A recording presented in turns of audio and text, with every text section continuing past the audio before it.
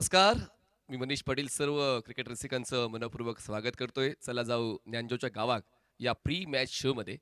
आज आपण चर्चा करणार आहोत नामवंत क्रिकेटपटूशी ज्यांनी क्रिकेटसाठी आपलं जीवन समर्पित केलेलं आहे आणि अजूनही मैदान गाजवण्याची धमक ठेवतात. गोपाळ भट्टासर आणि सोबत आहेत दाजी नाईक. दोघांचं मनःपूर्वक स्वागत. गोपाळजी, चर्चा करतोय आणि चर्चा का? तर तुमच्या या चर्चेनंतर नवोदित क्रिकेटपटूंना नक्कीच काहीतरी शिकायला मिळेल हाच उद्देश आमचा आहे. तर गोपाळजी, आपल्या कारकिर्दीची सुरुवात कधी झाली आणि पहिली स्पर्धा कोणती? माझी कारकिर्दी जवळपास मी 8वी मध्ये होतो तेव्हा झाली. म्हणजे आमची विजय किरोडा टीम खेळायची, जे जवळपास या सिंधुदुर्गात आमची विजय किरोडा म्हणजे मुंबई, कोल्हापूर सगळी ठिकाणी म्हणजे एकदम सरस नाव तुम्हाला पण माहीत असणार. विजय किरोडा जे आहे नाव, ते भरपूर फेमस झालेले होतं. आणि माझी सुरुवात म्हणजे किशोर भगत जो होता तो कर्णधार होता. जेव्हा मी तेव्हा पहिली खेळायचो ना, तेव्हा त्यांनी बघून मला पहिलीच टीममध्ये इन्व्हॉल्व केलं की तुला खेळायचं आहे आमच्या टीममधनं. तर मी पहिलीच शिरोडा येते म्हणजे रावदोडी म्हणून एक गाव आहे, तिकडे मी खेळलो. तर तिकडे मी पहिल्याच टुर्नामेंटला मॅन ऑफ द सिरीज झालेलो, पहिल्याच टुर्नामेंटला. तिकडून जी मी विजय टीममध्ये जेव्हा एंट्री केली, तिकडून आजपर्यंत कधी टीमच्या बाहेर बसलोच नाही, ते आतापर्यंत. आता जो खेळ आहे म्हणजे आताच्या ज्या पोरग्यांना जे आहे, जे पहिली होतं की आपल्या साईडला जे चॅनल जे आता तुम्ही म्हणतात यूट्यूब मार्ग, ते यूट्यूब आपल्याजवळ न होतं. म्हणजे नाना नाईक, किशोर भगत, सिंधुदुर्गात अनेक प्लेअर होते. किरण परब होता, आशिष शिरोडकर होता. ठराविक प्लेअर असे होते ना की ती जी त्यांना लाईन पाहिजे होती ती भेटली नाही. जशी आता मुंबईच्या प्लेअरांना भेटली, ती लाईन या ठिकाणी भेटली नाही. आता कसं यूट्यूब चॅनलमुळे आपल्या पण सिंधुदुर्गातले प्लेअर दिसायला लागले. आता तुम्ही उदाहरण घेतलं दर्शन बांदेकराला, पुढे दाजी नाईक होईल, बबल नाईक होईल. सिंधुदुर्गात प्लेअर आहेत चांगले, पण त्यांना जे लाईनअप जे मिळायला पाहिजे होते ते मिळत नाही. त्याच्यामुळे सिंधुदुर्ग थोडा मागे राहिला. दाजी, आपल्या कारकिर्दीची सुरुवात ऐकायला मला आवडेल कारण मीरा मंदिर बिग बॅशच्या पहिल्या पर्वामध्ये येऊन त्यांनी जो धुमाकूळ घातला होता, धावांचा रतीब घातला होता, तो अजूनही माझ्या लक्षात आहे. दाजी, तुमच्या कारकिर्दीची सुरुवात. माझ्या कारकिर्दीची सुरुवात म्हणजे शाळेतूनच झाली. पहिलं मी पंचायत लेवल म्हणजे माझ्या गावच्या टीममधून खेळायचो, ओढावडा गावातून.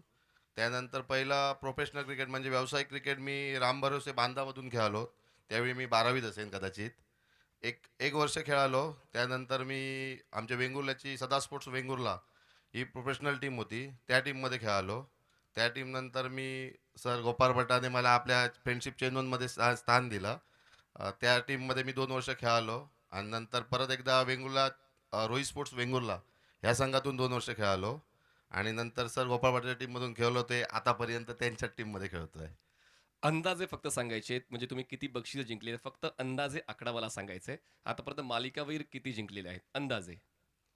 मालिकावीर अंदाजे म्हणजे एक 150-200 मालिकावीर असतील माझ्याजवळ आणि बॅट्समॅनचे पण ते 2-250 बॅट्समॅनचे प्राईज असतील. म्हणजे घरी माझ्या जेवढ्या ट्रॉफ्या आहेत, एक 400-500 ट्रॉफ्या असतील. पण पहिल्या वेळी असे ट्रॉफ्या भेटायच्या नाही, पैसे भेटायचे किंवा असं वस्तू स्वरूपात झाडं वगैरे असे मोबाईल वगैरे भेटायचे. पण ट्रॉफ्या माझ्याजवळ एक 450-500 ट्रॉफ्या आहेत, कारण गणपतीच्या वेळी मी सर्व ट्रॉफ्या त्या फुसून मी लावतो, त्यामुळे त्यावेळी मोजल्या जातात. माझ्या घरातले सर्व मेंबर ते ट्रॉफ्या मोजतात. एक 450-500 ट्रॉफ्या आहेत माझ्यामध्ये. गोपाळजी, आता आपला आकडा ऐकायला मला आवडेल. मालिकावीर, बेस्ट बॅटर, बेस्ट बॉलर. माझ्याजवळ पण जवळपास एक 2 अडीचशे ट्रॉफ्या आहेत.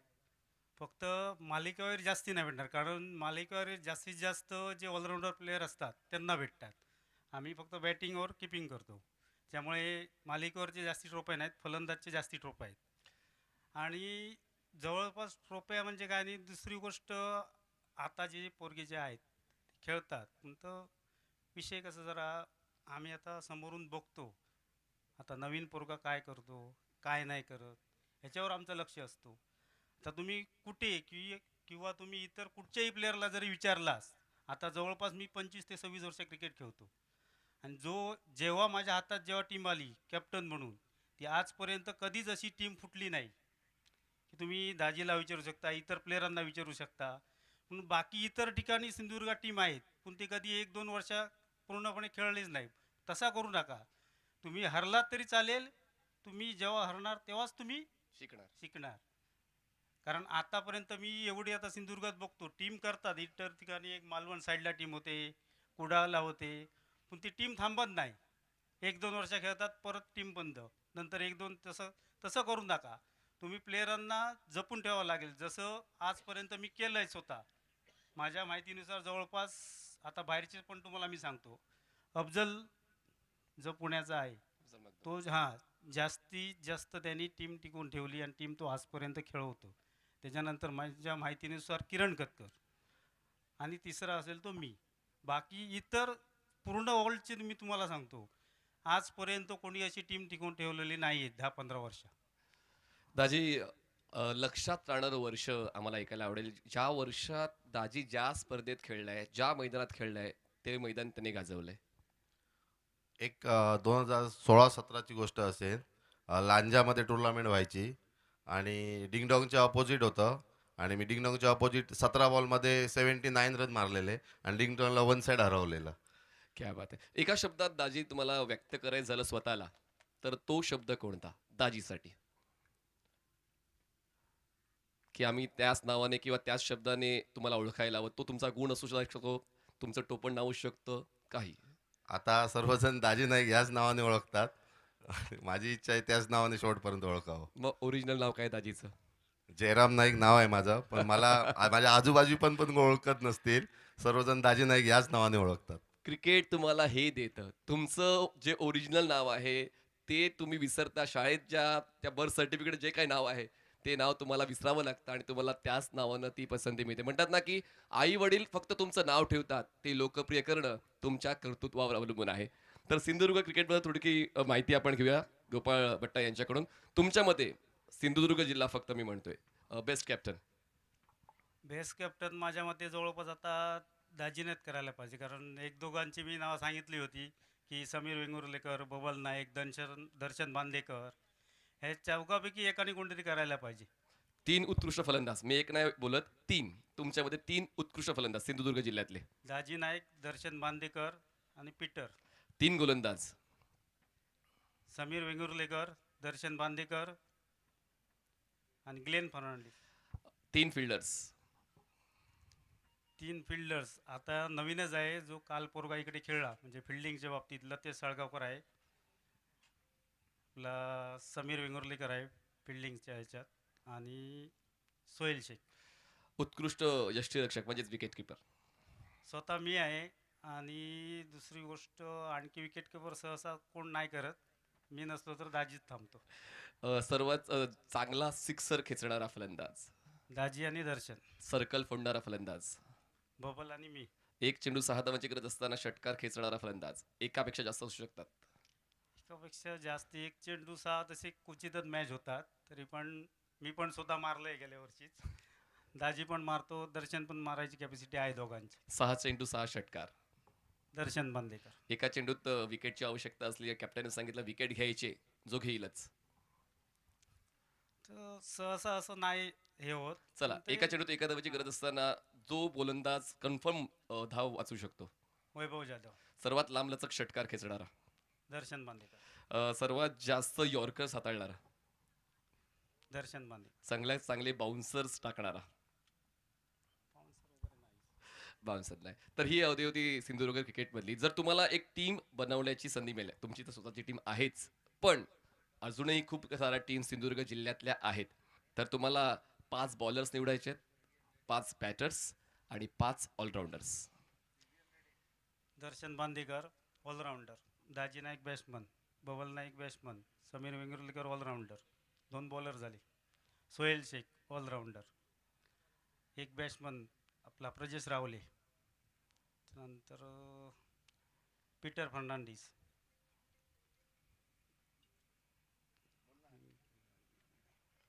दाजी तुम्ही तुझा मदत करू शकता. दर्पण आचरेकर. सुनील आहे आपला, पण सुनील आता जवळपास आमच्यात माझ्या इच्छावर आहे, त्याच्यामुळे सहसा तो नाही. आणि एक आहेत लोकल प्लेअर आता सध्या नवीन आहेत, ते आपण करू शकतो. दाजी सिंधुदुर्गचं क्रिकेट वाढण्यासाठी जर तुला एक सल्ला विचारला, तर तू काय सल्ला देशील? मग तो सल्ला आयोजकांना असू शकतो, क्रिकेटपटूंना किंवा यंगस्टर्सला. सिंधुदुर्गाचं क्रिकेट वाढण्यासाठी सध्या सिंधुदुर्गामध्ये SPL खूप चाललं आहे आणि त्या SPLमुळे आपले लोकल टॅलेंट जास्त दिसत आहे. ओपन टुर्नामेंट जर असतील तर ओपन टुर्नामेंटमध्ये काही ठराविकच प्लेयर खेळतात. आता माझ्या माहितीत तर दरवर्षी आता 15 वर्ष मी खेळतोय. आता समजा सिंधुदुर्गातली टीम असेल तर गोपाळ वाटा, मी, गणेश कुबर, सँडी कुंडेकर, सुधीर पालियेकर असे प्लेयर खेळायचे.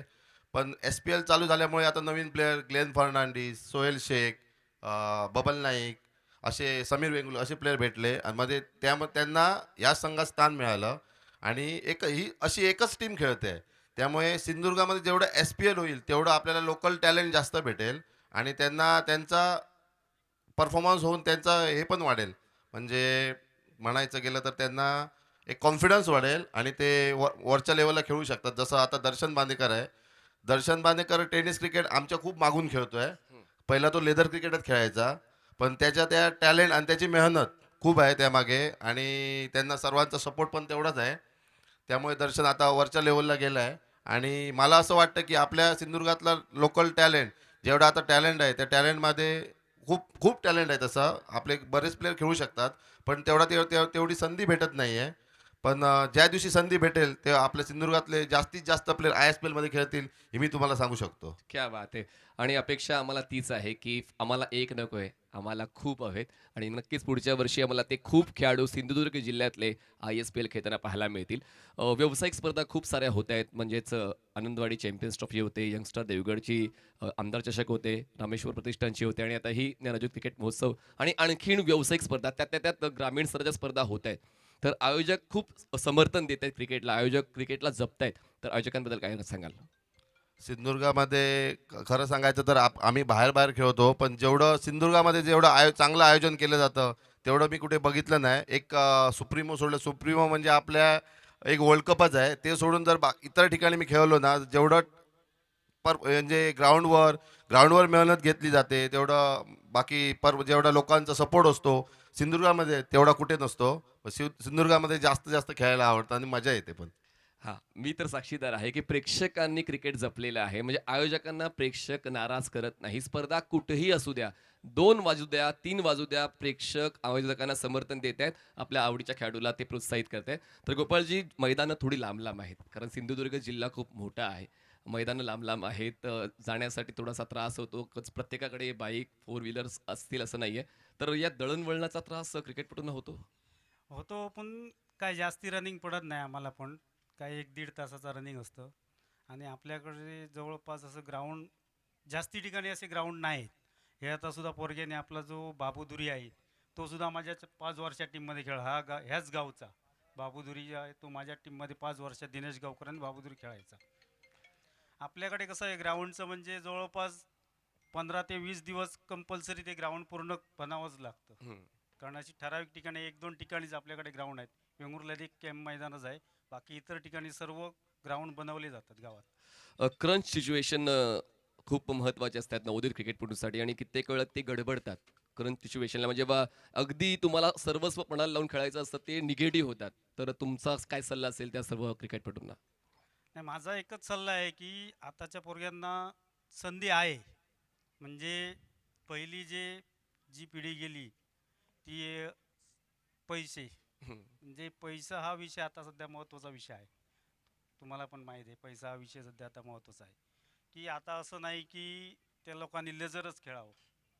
आता पोरग्यांना संधी आहे, त्यांनी मेहनत केली तर ते पुढे जातील. मेहनत आणि जिद्द ही महत्त्वाचा विषय आहे. दाजी, कधी पेशन्स तुमच्याकडे असतो का, की फक्त अटॅक करूनच खेळायचं आहे, जी ताकद दिली आहे देवाने त्या ताकदीचा वापर करायचा आहे? मी नेहमी अटॅकरच खेळतो. मी कधी पेशन्सने खेळत नाही. गोपाळ मला खूप वेळा ओरडला आहे. एक चांगला बॉलर असेल त्याला 2-3 शॉट जरी केले तरी मी त्याला सर्वच शॉट मारायला जातो आणि माझा स्वतःचा विकेट घालून बसतो. गोपाळ मला खूप वेळा बोलला जर चांगल्या बॉलरला 1-2 शॉट मारले तर त्याला सिंगल घेऊन नॉस्ट्राईकवर जा आणि शेवटपर्यंत जेवढं जास्त खेळशील ना तेवढं चांगलं मोठी पारी खेळशील आणि तेवढं जास्त नाव होईल. पण पहिल्यापासून मी स्लॉग ओव्हरमध्येच खेळत आलो आहे. म्हणजे गोपाळ पाटीलच्या टीममध्ये आल्यापासून जरा मला वर खेळायची संधी भेटते. पण माझ्या टीममध्ये म्हणा किंवा पहिलं मी ज्यावेळी प्रोफेशनल क्रिकेट खेळायचो त्यावेळी मला स्लॉग ओव्हरमध्येच खेळायचो. ज्यावेळी 18 बॉलमध्ये 50, 12 बॉलमध्ये 40 असे म्हणजे ज्यावेळी अटॅकिंगच बॅटिंग करायचे त्यावेळी मी खेळायचो आणि त्यावेळी सिंगल काढणं पण चुकीचं असायचं. त्यामुळे मी पहिल्यापासून अटॅकिंग म्हणजे अटॅकिंगच खेळतो. मी फर्स्ट बॉल अटॅक करतो नेहमी. गोपाळजी आपण पैज लावताय का माझ्याशी? जर 6 बॉल 4 धावांची गरज असेल तर तो आरामात खेळेल, संयमाने खेळेल. लावता पैज? संयमाने खेळू शकत नाही तो, कारण तो सिक्सच मारणार. कारण मी त्याला नेहमीच सांगतो की आता आपली समजा फिल्डिंग असली आणि समोरच्या टीमने आम्हाला स्कोर जास्ती मारला, हा मागे असतो माझ्या की थर्ड मॅनला हा असतो फिल्डिंगला, तर हा एकदम असा पिसळलेला का होतो बॉलरवर. कारण असं झाल्यामुळे तुझी नंतर बॅटिंगवर परिणाम होतो, कारण तू नंतर लगेच डाऊन होणार. कारण तो जे तुझं मूड आहे तो तू मूड घालून बसतो. त्याला मी नेहमी सांगतो, त्या लोकांनी 80 काढले तर तू 85 काढणार. तू फक्त थांब, कारण तो एकदम एक्साइटिंग होतो आणि एकदम नाराज होतो बॉलरवरून. तसं क्रिकेटात चालत नाही. तुम्ही संयमाने राहा, बिंदास जिंकत. समोरची टीम कोणी पण असू दे. आता आम्ही सुद्धा सिंधुदुर्गच्या टीममधनं म्हणजे एकही प्लेअर बाहेरचा न आणता सर्व टीमला हरवलेले आम्ही. रायगडची टीम हरवलेली आहे, अफजलची टीम हरवलेली आहे, सुमित डेकण्याची टीम हरवली. कुठच्या टीमला आम्ही हरवलं असं नाही, सिंधुदुर्गच्या प्लेयरांनीच. क्या बात आहे. क्रिकेटवरची थोडी चर्चा थांबूया आणि आपण कोकणात आलो तर मग व्यंजनाचा आस्वाद घ्यावा लागतो. आणि जर दाजीला सांगितलं की तुमच्या हाताने बनवून आम्हाला एक व्यंजन खाऊ घालायचं तर दाजी कोणता पदार्थ बनवेल? मला मच्छीचा काय पदार्थ येत नाही बनवता, पण मी तुम्हाला सुकं बकरा मटण नक्की घालेन, ते मला बनवता येतं. हां, तर मग गोपाळ आपण सुद्धा तेच की आपल्याकडे आहे व्हेरायटी. नाही नाही, मला काय करायला येतच नाही. आम्ही मॅचला गेलो तरी दाजीच करतो. जर आपण डेस्टिनेशन खूप फिरायला मिळतात क्रिकेटच्या या खेळामुळे. म्हणजे लहानपणी वाटायचं की आपल्याला या सहलीला जायचं तिकडे जायचं, पण क्रिकेटमुळे भारतभर तुम्हाला फिरता येतं. त्याबद्दल काय सांगाल? आम्ही खूप ठिकाणी फिरलो, दर्शनं केली. ज्या ज्या ठिकाणी देवाचे कुठेतरी दर्शन असतात सगळीकडे गेलो. क्रिकेटने आम्हाला भरपूर काय दिलं. हम्म, काय आता काय आताच्या नवीन पोरग्यांना ते नाही पटत. कारण जे काय ते त्यांना जेव्हा येईल त्यांच्याजवळ तेव्हा त्यांना समजणार. पटेल आणि ही जी चर्चा आहे, आपण जी चर्चा करतोय त्या चर्चेनंतर खूप काही पटणार आहे. वेळ कमी आहे आपल्याकडे, पण तरी देखील खूप चांगल्या पद्धतीने ही चर्चा रंगलेली आहे. तर थोडक्यात आता तुम्हाला फक्त तुमचा स्पेस दिला मी 1 मिनिटाचा, की तुम्हाला जे बोलायचंय तुम्ही बोलू शकता. तर पहिला नंबर आपला कपाळ सर. तर मी आता सध्या आलो आहे ज्ञानज्योत म्हणजे टुर्नामेंट खेळायसाठी. म्हणजे मला वाटतं माझ्या माहितीनुसार हे ह्या गावात पहिल्यांदाच टुर्नामेंट आहे. पहिल्यांदाच टुर्नामेंट भरवून त्यांच्यानी खूप छान ग्राउंड केलं आहे. कारण तसं होत नाही आणि प्राईज पण मोठं आहे. आणि माझा मित्रच आहे बाबुदरी, कारण तो माझ्यासोबत खेळला. मी तुम्हाला मागाशीच बोललो. त्यांनी पण मला 1 महिन्यापूर्वी फोन केलेला की म्हटला मी 100% तुझ्या टीम घेऊन येणार आहे. आणि आमचा सध्या स्पॉन्सर आहे तो अवधूत कणकवलीचा आहे. नवीनच स्पॉन्सर आहे. आम्ही मला वाटतं दुसरीच वेळ आहे त्याच्यासोबत खेळतो आहे. आणि रेग्युलर स्पॉन्सर पण आपले आहेत. देवेंद्र नाईक आहेत, रोहित बोवलेकर होता, तो आता जरा एक्सपायर्ड झाल्यामुळे आता आपण टीम ती नाही खेळत. आणि इतर आता विकास गावडे पण आहेत. स्पॉन्सर आमच्याकडे आहेत सिंधुदुर्गात. पण आता जे पोरगे आहेत ना, त्या लोकांनी जरा समजून घ्यायला पाहिजे. आणि जे सिंधुदुर्गातले चांगले प्लेयर आहेत त्या लोकांनी एकत्र येऊन ती टीम करून खेळायला पाहिजे, अशी माझी इच्छा आहे. दाजी. सर दाजी नाईक आज जो घडला आहे तो फक्त आणि फक्त माझ्या फॅमिलीमुळे म्हणता येईल असं म्हणू शकत नाही मी. माझ्या फॅमिलीचा पण मला खूप सपोर्ट आहे. माझी मिसेस म्हणा, माझे आई बाबा म्हणा, माझी सिस्टर म्हणा, माझे भाऊ म्हणा, त्यांचा मला खूप सपोर्ट आहे. ज्यावेळी दाजी नाईक शून्य होता त्यावेळी त्यांनी मला सपोर्ट केला आहे. तसंच गोपाळ भट्टा, गणेश कुबल, सँडी कुंडेकर यांनी पण मला मोठ्या संघात स्थान देऊन आज दाजी नाईक घडवलं आहे. सर दाजी नाईक खेळायचा पण एवढा टॅलेंट नव्हता. मी खूप वेळा माझ्या मनात होतं की कुठेतरी मी हे बोलेन, पण आज तुम्ही संधी दिली त्याबद्दल मी तुमचं थँक्यू बोलतो आहे. सर दाजी नाईक जो आज आहे